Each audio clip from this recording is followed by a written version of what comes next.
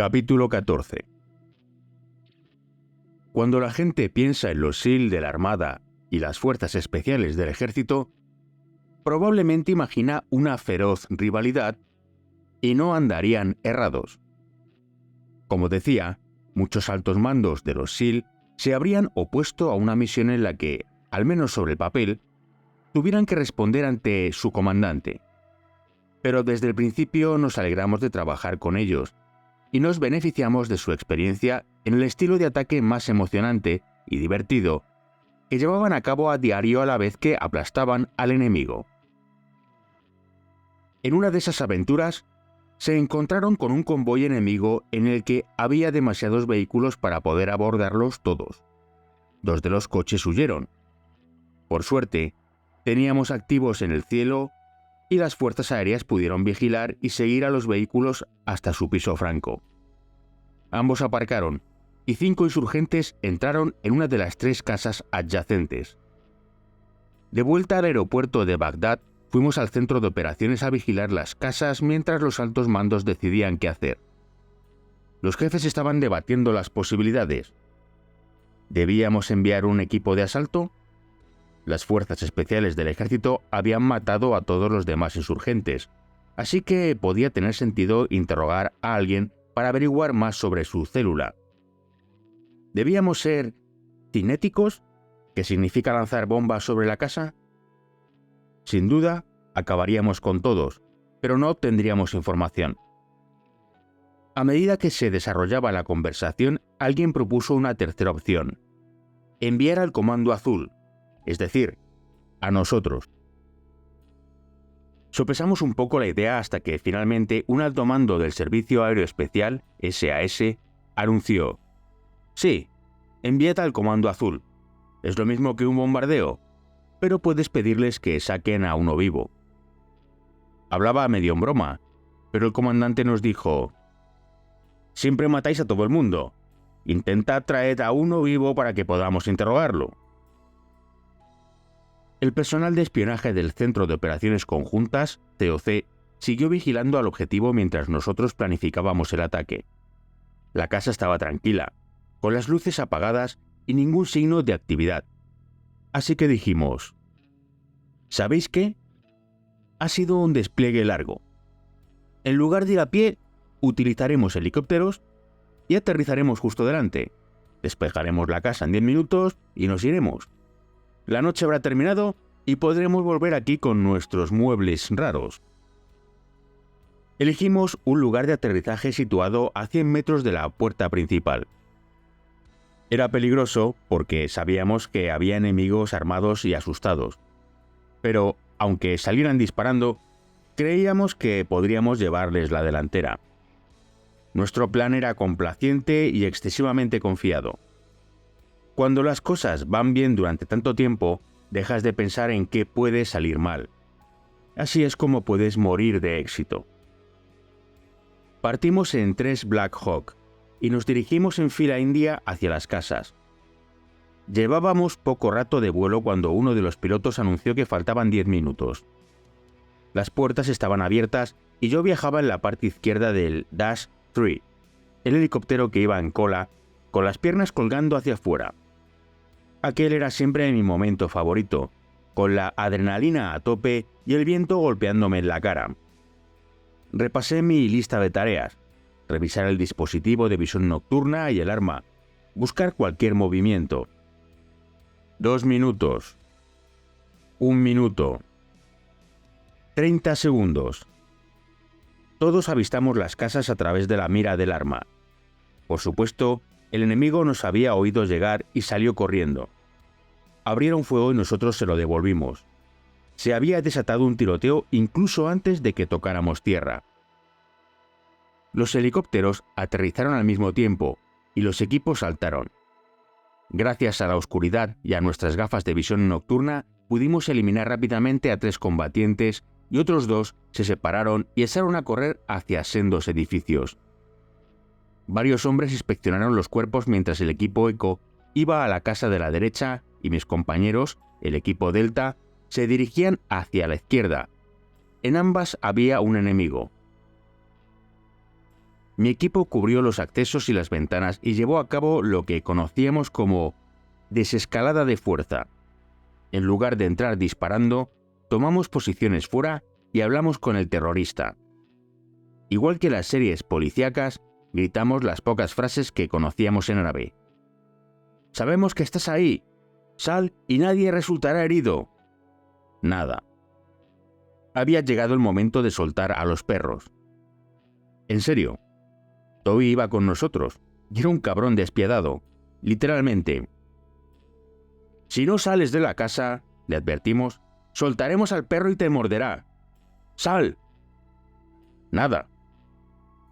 Dimos la señal a Toby y entró, armado solo con sus dientes y protegido únicamente por un chaleco que no era prueba de balas y contaba solo con un asa en la parte posterior por si su adiestrador tenía que agarrarlo. El perro echó a correr por las oscuras habitaciones, utilizando su gran sentido del olfato. Segundos después, empezó a ladrar insistentemente. Habíamos desarrollado una compleja forma de comunicación con aquellos animales tan bien entrenados. Si el perro ladra, creemos que ha encontrado algo. Si el perro ladra y un hombre adulto grita, sabemos que ha encontrado algo. En realidad no es tan complicado. Llevábamos perros en casi todas las misiones. No se asustaban por nada y aportaban una dimensión esencial a nuestras capacidades. Entraban en la casa al final, acompañados de su adiestrador, y acudían cuando los llamábamos. Si había una situación delicada, gente atrincherada o alguien que no quería salir, o simplemente no estábamos seguros y teníamos un mal presentimiento, soltábamos al perro. A veces llevaban cámaras y a veces no, pero cuando lo hacían podíamos ver las imágenes en tiempo real. También utilizábamos perros para perseguir a los que trataban de escapar. Los fugitivos eran arrollados por los perros, o, si encontraban un escondite, los animales los localizaban y despedazaban. Se abalanzaban sin titubear sobre hombres fuertemente armados. Al enemigo le aterraban. Veían a los perros como carroñeros sarnosos, lo peor de lo peor, así que para ellos, aquellas criaturas feroces y magníficas debían ser un animal completamente distinto. Siempre que podían intentaban matarlos a balazos. Perdimos a bastantes perros en combate y lloramos su muerte como si fueran uno de nuestros hermanos. Delante del cuartel general del equipo de los SEAL, en Virginia, hay un gran fragmento de acero en forma de tridente recuperado del World Trade Center y un muro negro con los nombres de los difuntos. Si te sitúas de espaldas a él, unos metros más adelante y hacia la derecha, hay un muro más pequeño con los nombres de nuestros perros caídos. Hacia allí era donde iban, adelante y a la derecha. Cuando no participábamos en ninguna misión, los perros estaban con nosotros durante los descansos. Eran como mascotas, pero con una diferencia. Cuando no llevan el equipo puesto, puedes jugar con ellos. Les gustan más las pelotas que las chucherías. Se sientan a ver la tele contigo. Pero no puedes olvidar nunca que son perros de guerra. Si se sientan al mismo nivel que tú en el sofá, tienes que apartarlos. Si se sientan a tu lado y te apoyan una pata en la pierna, no es para decir «te quiero», sino «soy dominante». Tienes que andarte con cuidado. Si les permites que se sientan dominantes, podrían atacarte. Algunos son mejores que otros. Los hay amigables, y los hay que son unos auténticos capullos. En realidad, solo había uno así, pero era un verdadero psicópata. Sin embargo, Toby era un perro fantástico. Convencidos de que había descubierto algo, rastreamos el resto de la casa y nos dirigimos a la última habitación de donde provenían los ladridos. Resultó que era un cuarto de baño. En mitad de la estancia había una pequeña palangana incrustada en el suelo que servía de desagüe para una alcachofa de ducha. Toby estaba ladrando y arañándola violentamente. Nos pareció bastante raro, así que lo obligamos a retroceder, y Botas y Mac se situaron a ambos lados de la ducha apuntando con sus armas. Agachándose al máximo y situándose lo más lejos posible, agarraron la palangana uno por cada lado y empezaron a levantarla. Al hacerlo empezaron a silbar balas, que les pasaron a escasos centímetros de la cara. Soltaron la palangana como si de repente se hubiera convertido en una víbora que se retorcía y abrieron fuego al tiempo que se alejaban. Ambos dispararon unas 6 veces. La palangana, que no volvería a contener agua nunca más, abandonó toda resistencia. Rompiendo el peculiar silencio que sigue a la cacofonía de un tiroteo, uno de los hombres dijo: «¡Joder! Hemos participado en un tiroteo en una ducha». Calmamos nuestras emociones unos segundos, pensando en lo cerca que habíamos estado de una muerte innecesaria. Luego, mientras uno cubría la grieta, levantamos cautelosamente la palangana. Debajo había una cavidad y en ella yacía el insurgente muerto. A su lado había una ametralladora y un montón de granadas. Había acabado aquel puesto de combate con la intención de inmolarse en un enfrentamiento como aquel. Afortunadamente, no consiguió llevarnos con él. A veces es mejor tener suerte que ser el mejor. Sabíamos que no deberíamos haber aterrizado justo al lado de las casas, pero lo hicimos de todos modos. Quizá, la próxima vez, recordaríamos una lección que a punto estuvo de quedar escrita en sangre: la complacencia mata. Los compañeros que entraron en la otra casa pudieron atrapar al otro insurgente sin disparar una sola bala. Podrían haber disparado a aquel gilipollas, porque iba armado, pero se contuvieron. Al fin y al cabo, los jefes lo habían pedido amablemente. Cogimos las armas y los documentos incriminatorios y llevamos al prisionero al aeropuerto de Bagdad. Allá vamos. Es la hora del desayuno. La principal diferencia entre Ramadi y aquella nueva misión era la movilidad. Había mucha. Podíamos utilizar los Little Bird cuando fuera necesario, y contábamos también con una flota de vehículos blindados, entre ellos los Pandur. El blindaje era ligero y eran muy maniobrables, pequeños, rápidos y relativamente silenciosos. Podíamos meter a un equipo de asalto, un francotirador y un intérprete en cada uno, y desplazarnos tranquilamente a cualquier lugar de Bagdad. Aunque nunca me gustó ir en coche por la ciudad, las fuerzas especiales del ejército habían demostrado que para perseguir a enemigos en barrios atestados, los Pandur eran la mejor opción. No obstante, también habían sido trampas mortales cuando eran alcanzados por artefactos explosivos improvisados. En situaciones tácticas, uno debe preguntarse si el objetivo merece el esfuerzo. A veces sí, y lanzas el dado. Uno de esos días íbamos a por un terrorista al que considerábamos un objetivo muy valioso. No lo era tanto, pero había que detenerlo si aparecía. Y acababa de hacerlo. Era mediodía, nuestra noche, así que nos levantamos y fuimos al vestuario a coger el material. Montamos en los Pandur y nos dirigimos a la casa. Para mayor seguridad, nos acompañaron 4 Striker llenos de Rangers del ejército. Conocíamos la ubicación de la casa y estábamos de camino. Rodeamos el edificio, lo registramos y detuvimos a sus ocupantes para interrogarlos. El objetivo no estaba allí. Dejamos a los arrestados a medio interrogatorio y salimos en busca del esquivo objetivo de gran valor. La casa a la que creíamos que había huido se encontraba a solo unas manzanas de allí, así que decidimos ir a pie. Los Pandur y los Striker podían darnos alcance unos minutos después. Dividimos a la patrulla en 2 hileras, uno a cada lado de la calle. De esa manera, una podía cubrir a la otra. En 2007, patrullar Bagdad era peligroso, sobre todo de día. Pronto llegamos al final de la calle y doblamos la esquina. Luego rodeamos la casa y pedimos al intérprete que diera órdenes utilizando un megáfono. El hombre dijo a los habitantes de la casa que había fuerzas de la coalición y que debían salir todos. Y lo hicieron, mayoritariamente mujeres y niños, además de 2 varones en edad militar. Los separamos y varios miembros del equipo iniciaron los interrogatorios mientras el resto registraba el edificio. La situación era tan tensa como siempre, porque los malos no siempre salían cuando se lo pedías amablemente. Algunos querían luchar y morir. La casa estaba vacía, pero mientras la registrábamos, el objetivo volvió a aparecer. Esta vez se encontraba a 3 manzanas de distancia.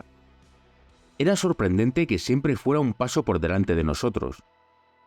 Mis compañeros empezaron a tomárselo como algo personal, lo cual hizo que se empecinaran más en darle caza. Montamos de nuevo en los Pandur y pusimos rumbo al nuevo objetivo. Durante el trayecto, el hombre desapareció nuevamente. Minutos después, reapareció en una casa situada a unas 5 manzanas. Esta vez se quedó allí, a por él. Subimos a los Pandur y circulamos a gran velocidad. Todos los operadores estaban entusiasmados. Cada segundo que pasaba estábamos más cerca, y esta vez no escaparía. Al doblar la esquina, a falta de un par de manzanas, vimos el edificio del objetivo. Ya casi habíamos llegado. Y entonces vimos un puente entre él y nosotros. ¡Para todos, para todos, para todos!, gritó por radio nuestro capitán Rich. «¡Dad la vuelta! ¡Nos vamos a casa!». En aquel momento, los ocupantes de mi vehículo estaban visiblemente enfadados. Llevaban todo el día de un lado para otro, a 50 grados de temperatura, persiguiendo por un barrio muy peligroso a un hombre al que verdaderamente querían atrapar o matar. Imperaba el mal humor. «¿Por qué coño damos la vuelta?», me dijo Botas. «Estaba ahí mismo, joder, vamos a destrozarlo». «Está al otro lado de ese puente, hermano», respondí. «Podría haber explosivos». «Es una buena decisión». «Me importa una mierda que haya cables. Vamos a por ese tío», insistió. Lo que dijéramos en el Pandur daba igual. Habían dictado la orden, así que dimos media vuelta y volvimos al aeropuerto de Bagdad protestando por la decisión. La mayoría quería acabar con el objetivo, con puente o sin él, pero les movía excesivamente la pasión. El objetivo podía ser un anzuelo para llevarnos hasta un puente cargado de explosivos. El capitán había tomado la decisión adecuada. Al final, el equipo coincidiría con él, pero en aquel momento no. Todos necesitaban tiempo para serenarse. Una semana después, hablé de ello con 3 compañeros. Habíamos llevado a cabo varias misiones desde aquel objetivo valioso y quería transmitir un mensaje. Les dije: ¿alguien recuerda cómo se llamaba aquel objetivo que estaba al otro lado del puente? Todos respondieron que no. ¿Recordáis el nombre de vuestros hijos?, pregunté. Vi que empezaba a calar la idea. Mi argumento era que no puedes enamorarte de un objetivo. Debes tomarte un segundo, si es todo de lo que dispones, para asegurarte de que no tomas decisiones cruciales basadas en emociones. Esto no solo vale para la vida de los SEAL, sino también para la vida cotidiana. Tu primera pérdida es la mejor, y no pasa nada por aceptarla. Nunca llegamos a saber si en el puente había explosivos, pero por las acciones del objetivo, todo jugaba en nuestra contra. Lo que sí sabemos es que ningún miembro del equipo resultó herido. En líneas generales, perder a un objetivo era insignificante en comparación con las victorias que habíamos cosechado.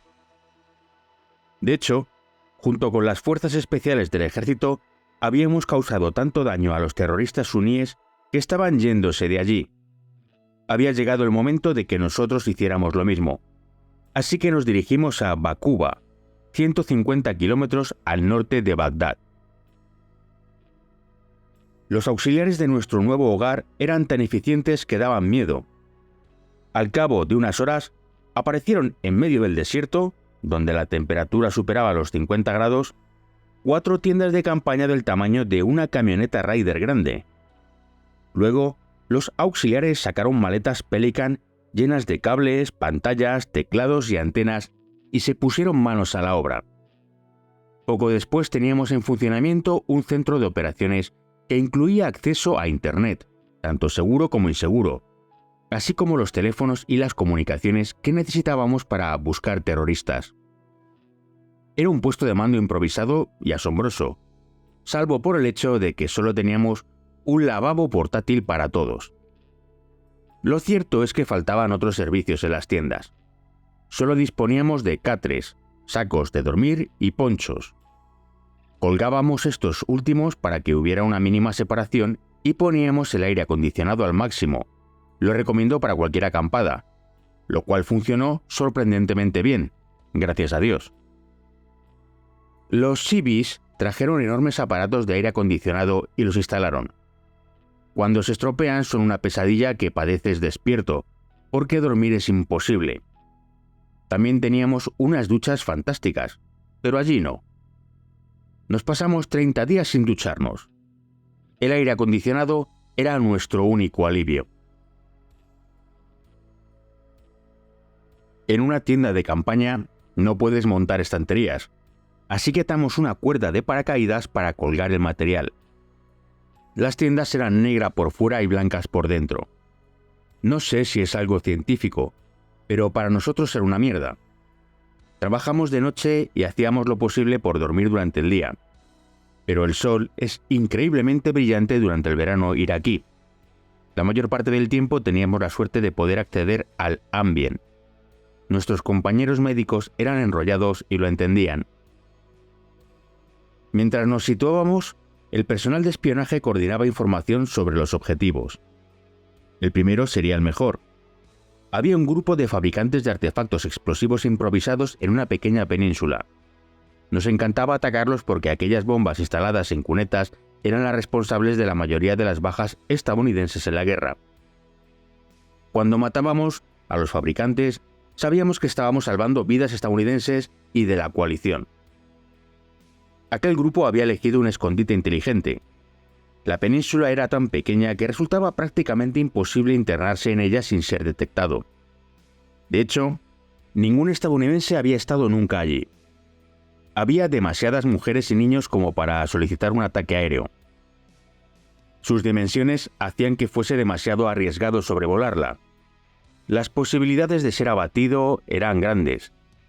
Y, puesto que solo había una carretera de acceso, estaba plagada de artefactos explosivos. Sin duda alguna, un convoy saltaría por los aires. Resultado, desde 2003, Al-Qaeda había conseguido dirigir operaciones allí sin percance alguno. Nuestro plan era sencillo. No vayas en helicóptero ni en coche. Joder, éramos SEAL. Iríamos nadando. Era perfecto. El enemigo creía que oiría a cualquier estadounidense que tratara de invadirlo por aire o por tierra. La idea de que pudiéramos llegar nadando ni se les había ocurrido. Habían olvidado construir un foso y llenarlo de cocodrilos. En nuestra lista de objetivos había un total de 19 terroristas repartidos en 10 casas. No estábamos seguros de cuántos vivirían allí, así que llevamos a todo el equipo, 17 SEALs, 2 perros y unos cuantos auxiliares. Nos mojaríamos todos juntos. Cargamos los helicópteros y recorrimos el breve trayecto hasta el punto de inserción. Caminamos un poco hasta que el terreno seco se convirtió en una ciénaga. No era muy complicado, mayoritariamente barro húmedo con algunos tramos de agua profunda en los que nadaríamos.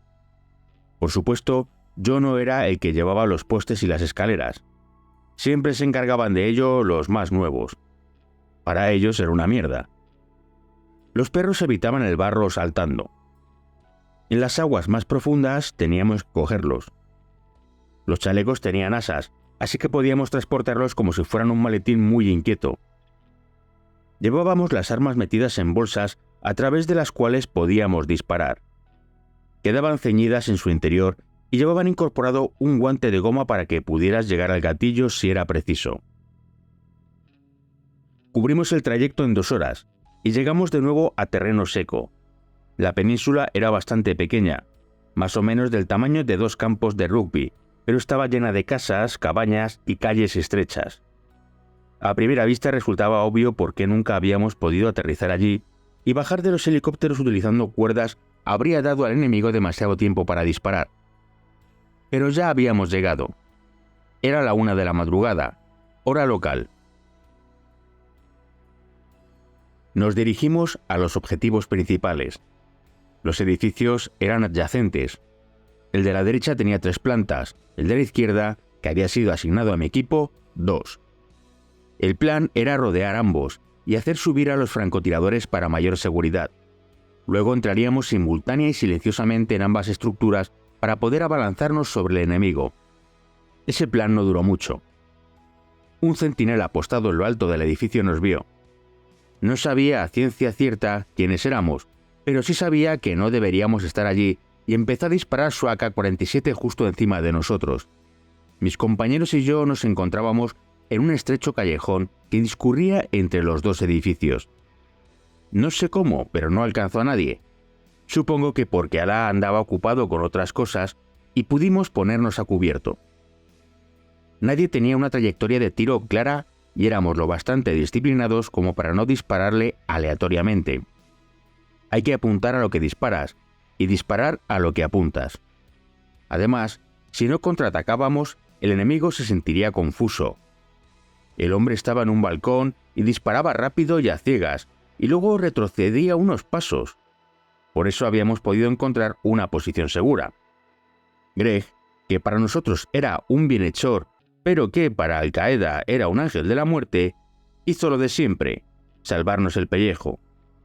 Por suerte, cuando se desató el tiroteo, nuestros francotiradores tenían las escaleras preparadas y se disponían a trepar. El sonido de una AK-47 simplemente hizo que las colocaran más rápido. Greg fue el primero en llegar al tejado, a 3 pisos de altura, y tener un ángulo para disparar al terrorista. El enemigo estaba de espaldas a él, pero su mujer se encontraba justo al lado. El problema de Greg era que había trepado hasta una pequeña entrada de la casa y había una luz encima. La iluminación era una mala noticia, así que se aproximó y empezó a desenroscar la bombilla, cosa que hizo justo a tiempo porque, cuando volvió a quedar todo a oscuras, la mujer se dio la vuelta y se dirigió hacia allí. Se acercó a Greg, se detuvo un segundo justo delante de él y entró. Greg llevaba las gafas de visión nocturna y estuvo mirándola fijamente en todo momento, pero ella no se percató de nada. El centinela con el AK-47 realizó unos disparos más hacia el callejón y entró en la casa a buscar munición. Igual que la mujer, acabó cara a cara con Greg, que esta vez no se apartó de su camino. Le metió 2 balas del 45 en la cabeza. Tejado, edificio 1-1 despejado. Era un tío increíble. Dado que los combatientes que ocupaban nuestro edificio sin duda habían oído el alboroto que se había producido en el exterior, mi equipo llegó a la conclusión de que debíamos entrar mientras contáramos con cierta ventaja. Abandonamos nuestra posición segura y echamos a correr hacia la entrada principal del edificio de la izquierda, que estaba justo a la vuelta de la esquina. Yo iba en cabeza y me detuve delante de la puerta para ver si estaba abierta. Lo estaba. Esperé menos de un segundo y Mac, el hombre que iba en segunda posición, me dio la señal para que entrara. Yo fui a la izquierda y él a la derecha. Al momento nos topamos con 2 terroristas que empuñaban AK-47. Uno se encontraba a mi izquierda, en un dormitorio, con una mujer a su lado. Pude verlos porque la puerta estaba entreabierta. El otro salió de una habitación situada al fondo del pasillo a la derecha e iba acompañado de varios niños. Ese era el motivo por el que no queríamos un bombardeo. En cuanto detecté la amenaza, disparé a la izquierda de la mujer y alcancé al hombre armado en la cabeza. Oí a Mac disparar más o menos al mismo tiempo. Ambos terroristas murieron. Ahora teníamos a 4 tiradores en la casa y empezamos a registrarla. Fui a la habitación de la izquierda, donde acababa de abatir al enemigo, y llevaba a Botas detrás. Mac fue con Delicious a registrar la habitación de la que había salido aquel hombre. Los 2 últimos tiradores del equipo D entraron detrás de nosotros y se dirigieron a las escaleras, situadas al extremo del comedor. Registramos la habitación rápidamente, comprobamos que el muerto no llevara una bomba y agarramos a la mujer, la sacamos de allí y la metimos en el dormitorio con el resto de las mujeres y niños. Los 2 fallecidos eran los únicos varones en edad militar que había en la casa. Uno de nuestros tiradores se quedó rezagado para vigilar a las mujeres y los niños, mientras los otros 5 subíamos las escaleras. Oímos disparos que provenían del otro edificio. Los equipos E y F estaban eliminando a los terroristas con los que se encontraban y también a los que trataban de huir. Al subir las escaleras, aminoramos el ritmo. Todavía estaba oscuro, así que era posible que gozáramos de cierta ventaja. Si arriba había más combatientes, no queríamos anunciar nuestra llegada. Las escaleras tenían 2 tramos y había que doblar a la izquierda para llegar al segundo. Yo iba en tercera posición. Cuando el hombre que iba delante se disponía a enfilar el segundo tramo de escaleras, vio algo que le puso los pelos de punta. Justo a la altura de su cabeza había un agujero en la pared. Apuntó hacia él con la pistola y encendió la luz blanca para iluminarlo. No había nadie dentro, así que corrimos escaleras arriba, aseguramos el lugar y registramos el agujero en la pared. Al otro lado había un colchón dentro de un armario, el nido de un buen francotirador. Si hubiera estado ocupado, el hombre que iba delante habría recibido varios balazos de 7,62 milímetros en la nuca. Ahora que el edificio principal estaba controlado, detuvimos a las mujeres y los niños y los entregamos a un auxiliar. Los combates que estaban librando los equipos E y F seguían en marcha, pero los francotiradores habían despejado el tejado, así que podíamos movernos. Cuando llegamos al siguiente objetivo, el edificio 1-3, todos los terroristas estaban despiertos. Entramos lentamente para poder abarcar todos los ángulos desde las puertas y las ventanas. Si podíamos evitar otro tiroteo, bajar el ritmo merecía la pena. Volví a ir en cabeza y, cuando me disponía a comprobar la primera habitación a través de la puerta principal, vi a un hombre armado esperándonos. Acabé con él de 2 disparos en la cabeza y terminé el registro. Las gafas de visión nocturna y los láseres invisibles suponen una enorme ventaja. Me acerqué al cuerpo que yacía en el suelo y me quedé allí para que los demás avanzaran hacia el interior. Los 5 miembros del equipo D empezaron a registrar la casa metódicamente. Encontraron a otro agente de Al-Qaeda en la habitación situada al fondo del pasillo y Botas le disparó. El equipo acabó de registrar aquella planta y subió a la segunda. Yo iba atrás de todo por si me necesitaban y observé a mis compañeros subir por las escaleras. Dilicius iba delante. Cuando llegó arriba, registró todas las zonas que pudo sin entrar en las habitaciones. ¡Bang, bang! Había encontrado a otro pistolero y lo mandó al infierno. Mientras avanzábamos hacia nuestro siguiente objetivo, Nate, que seguía en lo alto del edificio 1-2, había estado observando nuestros movimientos por el complejo y estaba cansado de mirar. «A la mierda», dijo por la radio. «Me voy con el equipo D». Bajó las escaleras al trote y salió al exterior. Luego se unió a nosotros y entramos todos en el siguiente edificio. Esta vez, Cruz iba en cabeza y se dirigió lentamente a la entrada principal, situada cerca del flanco derecho del edificio. Nate fue a la izquierda, donde había una buena posición justo encima de un gran ventanal. Fui con él para cubrirlo. Nate se colgó el rifle y trepó hasta el tejado. Luego cogió la 45, apuntó al ventanal y disparó 3 veces. Yo no lo había visto, pero detrás de una mesa había un hombre con una K-47 que esperaba la entrada del equipo para tenderle una emboscada. Nate lo vio en el último segundo y le metió 3 balazos en el pecho.